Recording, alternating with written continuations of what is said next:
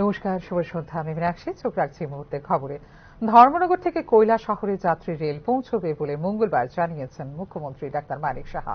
এছাড়া কমলপুর থেকে শান্তির বাজার পর্যন্ত মহাসড়ক নির্মাণের বিষয়টি নিয়ে প্রধানমন্ত্রীর সঙ্গে কথা হয়েছে বলেও জানিয়েছেন মুখ্যমন্ত্রী। মঙ্গলবার 59 জেলায় মোট 36টি প্রকল্পের উদ্বোধন এবং ভিত্তিপ্রস্তর স্থাপন করেন মুখ্যমন্ত্রী ডাক্তার মানিক সাহা। কৈলাসহরের চণ্ডীপুরে আয়োজিত মূল অনুষ্ঠানে বক্তব্য রাখতে গিয়ে ধর্মনগর থেকে কৈলাসহরে রেল পৌঁছবে বলে জানিয়েছেন মুখ্যমন্ত্রী ডাক্তার মানিক সাহা। খুন সন্ত্রাসের রাজনীতি বন্ধ করে সাধারণ মানুষের বিশ্বাস নিয়ে দ্বিতীয়বার বিজেপি নেতৃত্বাধীন সরকারের বর্ষপূর্তি হয়েছে বলেও এদিন জানিয়েছেন মুখ্যমন্ত্রী। আমি মাননীয় রেলওয়ে মিনিস্টারের সাথে আমি কথা বলেছি যে আপনাদের এখানে কৈলাস শহরে যে একটা আমরা ট্রেন বলছিলাম ধর্মনগর থেকে এদিক দিয়ে যাবে, তো উনি শেষ পর্যন্ত বললেন যে আমি আস্তে আস্তে করব, কিন্তু আমরা প্রথমে যেটা করব সেটা ধর্মনগর থেকে কৈলাস শহরের রেল লাইন আমি করে দেবো, সেই কথাটা উনি আশ্বস্ত করেছেন।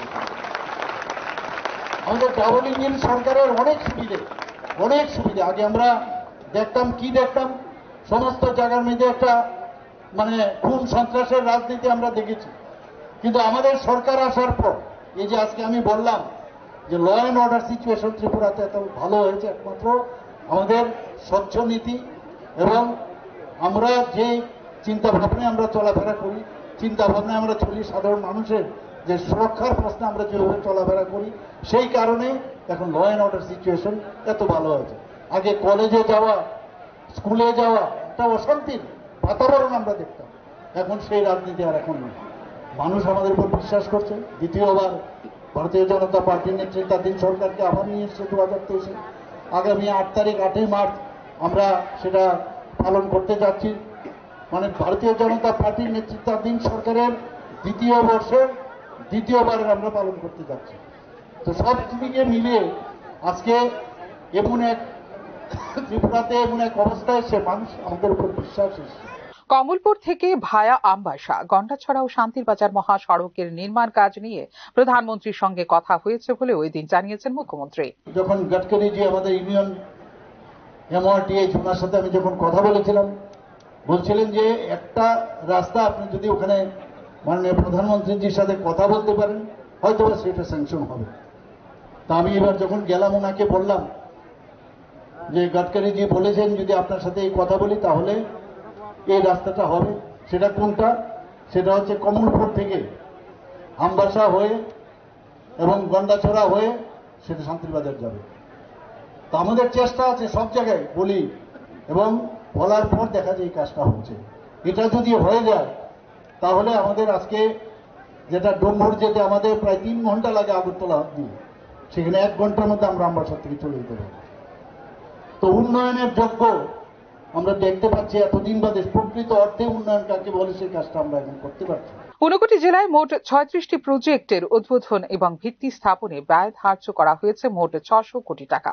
এ সকল উন্নয়নমূলক প্রকল্পের উদ্বোধন এবং ভিত্তিপ্রস্তর স্থাপনের মধ্যে অন্যতম রয়েছে 59 জেলা শাসক অফিসের নতুন ভবন, কৈলাসহর মহকুমা শাসক কার্যালয়, জেলা পরিবহন অফিস, ভেটেরিনারি জেলা হাসপাতাল, একটি নতুন ডি এডিকশন জেলা হাসপাতাল, সমাজ কল্যাণ দপ্তরের ডায়েস কার্যালয়, সিডিপিও অফিস, একটি চাইল্ড কেয়ার ইনস্টিটিউশন, 3টি তহসিল ভবন, একটি নার্স প্রশিক্ষণ কেন্দ্র, 3টি স্কুল ভবন এবং প্রত্যন্ত এলাকায় সরবরাহের জন্য 2টি পানীয় জল প্রকল্প। এছাড়াও স্থানীয় ব্যবসায়ীদের সুবিধার্থে একটি বাজার শেডের ভার্চুয়াল উদ্বোধন করেন মুখ্যমন্ত্রী doctor Manik Saha. Bureau report, news now. ADC প্রশাসনের উপযুক্ত দেখভালের অভাবে পাহাড়ে শিক্ষা ব্যবস্থা এক প্রকার লাটে উঠতে শুরু করেছে। মুঙ্গিয়াকামী 36 মাইল নিম্ন বুনিয়াদী বিদ্যালয়ের শিক্ষকদের বিদ্যালয়ে আসার ক্ষেত্রে নেই কোনো সময়ের বেলায়। শিক্ষকরা নিজেদের মর্জি মাফিক বিদ্যালয়ের তালা খুলছেন।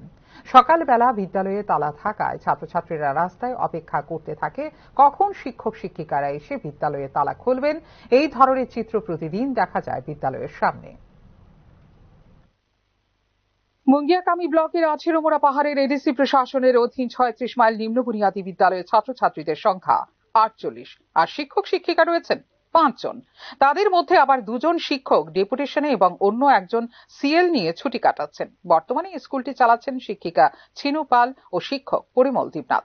সরকারি নিয়ম অনুযায়ী বিদ্যালয়ের প্রাইমারি সেকশনে নভেম্বর থেকে ফেব্রুয়ারি মাস পর্যন্ত বিদ্যালয় খোলার সময় সকাল 7টা এবং মার্চ মাস থেকে অক্টোবর মাস পর্যন্ত বিদ্যালয়ের খোলার সময় সকাল 6:30টা। কিন্তু 36 মাইল নিম্ন বুনিয়াদী বিদ্যালয়ের শিক্ষক শিক্ষিকারা বিদ্যালয়ে তালা খোলেন সকাল 9টার সময়। ছাত্রছাত্রীদের অভিভাবকদের অভিযোগের সত্যতা যাচাই করতে সাংবাদিকরা মঙ্গলবার বিদ্যালয় পরিদর্শনে গেলে ঘড়ির কাঁটায় সকাল 9:10 বাজলে শিক্ষক পরিমল দেবনাথকে বিদ্যালয়ে প্রবেশ করতে দেখা যায়। তবে শিক্ষিকা ছিনুপাল তখনও বিদ্যালয়ে আসেননি। শিক্ষক পরিমল দেবনাথকে বিদ্যালয়ে দেরিতে আসার কারণ জিজ্ঞাসা করলে তাঁর ঘড়িতে তখনও সকাল 8:40 বাজে বলে জানান। করি না প্রায় সময়, আপনারা বলতল স্বীকার করলে আমি মাপতাপ করিয়ে দেই।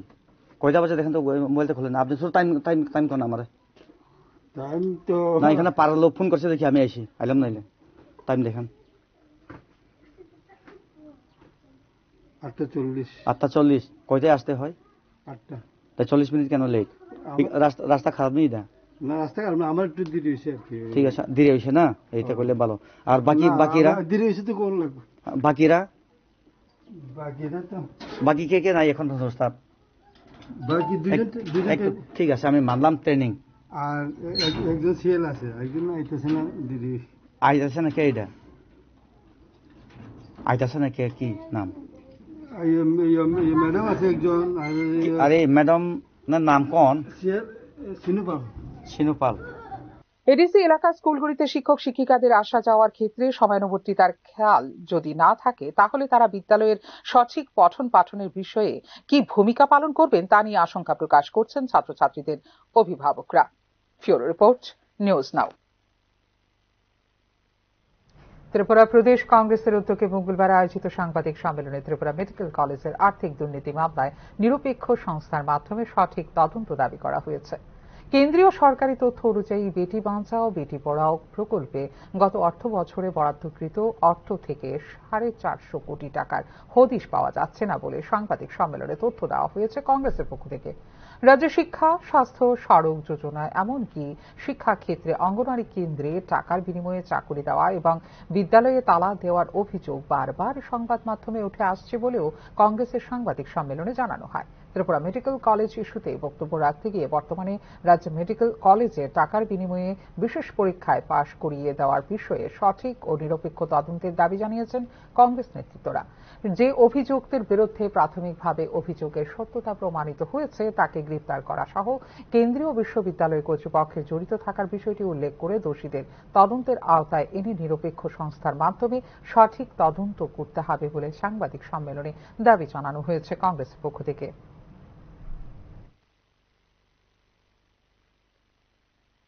প্রাথমিক সত্যতা প্রমাণিত হয়েছে তাকে তো আগে পুলিশ হেফাজতে নিয়ে তদন্ত করা উচিত।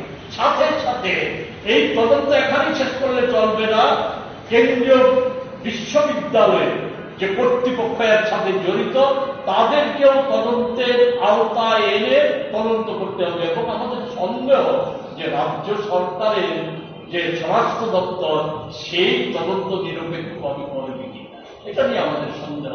সেই জায়গায় দাঁড়িয়ে একটা নিরপেক্ষ সংস্থার মাধ্যমে যাতে তদন্ত হয়, কারণ এটা একটা গুরুত্বপূর্ণ ক্ষেত্র, এটা ঠিক।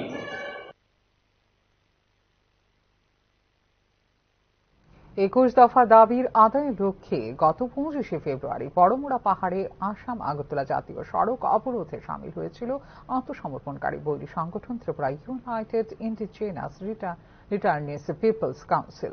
পরবর্তী সময়ে রাজ্য সরকারের পক্ষ থেকে আলোচনার প্রতিশ্রুতিতে প্রত্যাহার করা হয়েছিল অবরোধ। মঙ্গলবার প্রত্যাবর্তনকারী চরমপন্থীদের সাথে তাদের সম্পর্কিত সমস্যাগুলোর বিষয়ে বৈঠক করল উপজাতি কল্যাণ দপ্তর। প্রত্যাবর্তনকারীদের সঙ্গে চুক্তি অনুযায়ী যে সকল বিষয়ে অর্থ বরাদ্দ বকেয়া রয়ে গেছে সেগুলি রিলিজ করা হবে বলে এদিন জানিয়েছেন উপজাতি কল্যাণ মন্ত্রী বিকাশ দেববর্মা।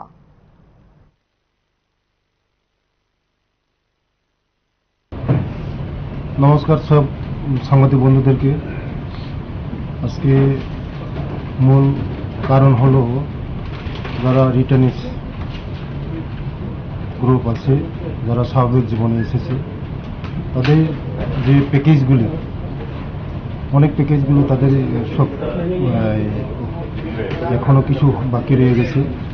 তার জন্য ওদের প্যাকেজকে তাড়াতাড়ি করে রিলিজ করা, সব লাইন ডিপার্টমেন্ট আছে, অফিসারগণ আছে, তাদের যে সমস্যাগুলি কি কি সমস্যা রয়েছে তাদের সঙ্গে কথা বলে তাদের সমস্যাগুলি দেখার জন্যই আজকে এই মূলত বৈঠক। Thank you.